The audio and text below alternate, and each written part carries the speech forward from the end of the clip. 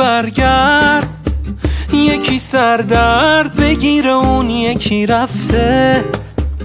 تو یه موقع با یه خنده دلمو بردی اخمات بکی رفته.